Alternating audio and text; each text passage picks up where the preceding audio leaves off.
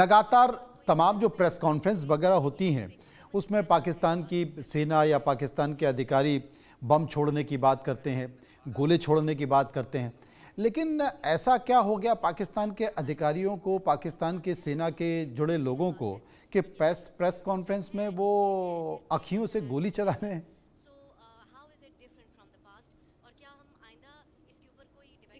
Thank you so much for having me in your show. अगर तो आप recently DGISPR की प्रेस कॉन्फ्रेंस की बात कर रहे हैं तो कुछ लैंग्वेज उसके अंदर ठीक नहीं थी। मैं भी बीइंग अ पाकिस्तानी मैं उससे इख्तलाफ करूंगी कि एक यूनिफॉर्म पर्सन को उस तरह की लैंग्वेज यूज नहीं करनी चाहिए, लेकिन ये भी देखना है कि किसके अगेंस्ट वो लैंग्वेज यूज की गई है।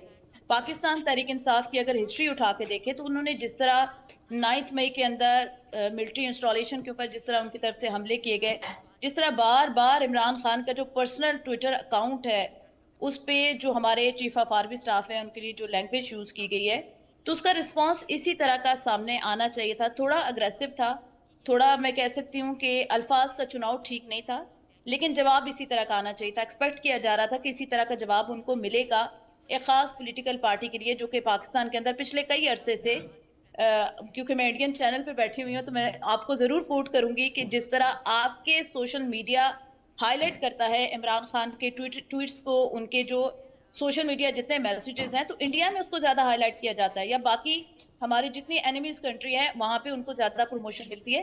तो इस तरह का जवाब एक्सपेक्टेड था DGISPR की तरफ से। लैंग्वेज के ऊपर मैं बात करूंगी कि थोड़ा सा लैंग्वेज हार्श इस्तेमाल की गई थी, थोड़ा प्यार से भी बात की जा सकती थी। नहीं, असल में आपने भारतीय फिल्में तो पाकिस्तान में बहुत देखी जाती हैं। उसमें एक गाना बहुत पुराने टाइम पे गोविंदा की फिल्म में था, आँखियों से गोली मारे। तो मुझे लगता है कि शायद पाकिस्तान की सेना कुछ इसका प्रयास कर रही है कि आंखों से गोली चला दी जाए, ऐसे मार दिया जाए। तो कुछ प्रैक्टिस तो नहीं कर रहे थे वो? नहीं देखिए, आंखों से गोली नहीं, वो एक नॉर्मल इंसान भी है, वो यूनिफॉर्म पर्सन तो है ही, लेकिन वो एक आम इंसान भी है। जिस तरह हम आम लैंग्वेज में बात करते हैं किससे, तो आंख शाख मारी जाती है, वो एक नॉर्मल बात है। लेकिन वही बात आ जाती है जब यूनिफॉर्म में एक शख्स इस तरह की हरकत करता है या इस तरह का अमल उससे हो जाता है तो उसको ज्यादा हाईलाइट कर दिया जाता है, वरना ये नॉर्मल बात है। अच्छा आईनी, एक बात हम पूछ रहे थे, अभी इस बात का जिक्र कर रहे थे, कुछ डेटा के जरिए हम बताने की कोशिश कर रहे थे कि एक समय था जब पाकिस्तान में जो फीमेल जर्नलिस्ट हैं, महिला पत्रकार हैं, उनकी संख्या बहुत ज़्यादा थी। दिन ब दिन वो घटती जा रही है। इसके पीछे का कारण क्या है?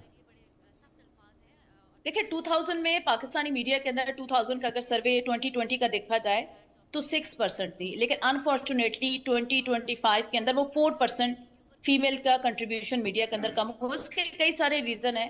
एक तो क्योंकि हम एशिया में रहते हैं, इंडिया भी एशिया में है, मेल डोमिनेटिंग सोसाइटी नहीं, पर हमारे यहाँ तो बढ़ रही है। आईनी, हमारे यहाँ तो लगातार बढ़ रही है।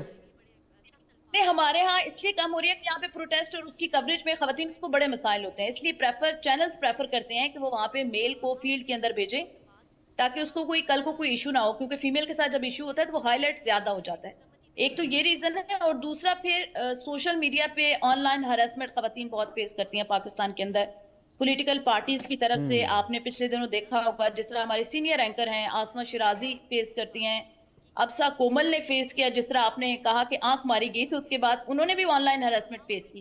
तो ये भी एक फैक्टर है कि पाकिस्तान के अंदर फीमेल्स को वो एनवायरनमेंट मीडिया के अंदर नहीं दिया जा रहा तो वो सेफली अपनी ड्यूटीज जो है वो परफॉर्म कर सके। तो ये रीजंस हैं पाकिस्तान के अंदर अनफॉर्चुनेटली। बड़ी अजीब सी स्थिति, चूंकि आप भी जर्नलिस्ट हैं। पाकिस्तान के पूर्व प्रधानमंत्री जेल में बैठकर कहते हैं कि साहब मेरे साथ कुकर्म हो गया, मतलब कुछ गलत हरकत हो गई। आपको नहीं लगता है कि मतलब पत्रकारिता नहीं कर पा रहे हैं, महिलाएं जर्नलिज्म छोड़ रही हैं, पूर्व प्रधानमंत्री के साथ गलत हरकत हो जाती है जेल के अंदर? ये हो क्या रहा है पाकिस्तान में? देखिए, प्रधान इमरान खान की बातों को तो मैं सीरियस नहीं लेती हूँ। I don't have a good words for Imran Khan. अच्छा। जिस तरह उनकी गवर्नमेंट के अंदर मीडिया के ऊपर पाबंदियां लगाई गई, पाकिस्तान की किसी पॉलिटिकल पार्टी की तरफ से इतनी सख्ती नहीं की गई जितनी इमरान खान साहब ने की। और इससे पहले 2018 में जिस तरह नवाज शरीफ को बंद किया गया इमरान खान की तरफ से, फिर उससे पहले पाकिस्तान पीपल्स पार्टी जरदारी साहब ने भी ये सारी चीजें फेस की हैं। तो पाकिस्तान में फेस चलते रहते हैं, एक पॉलिटिकल पार्टी का अगर अंदर है तो दूसरा बाहर होगा।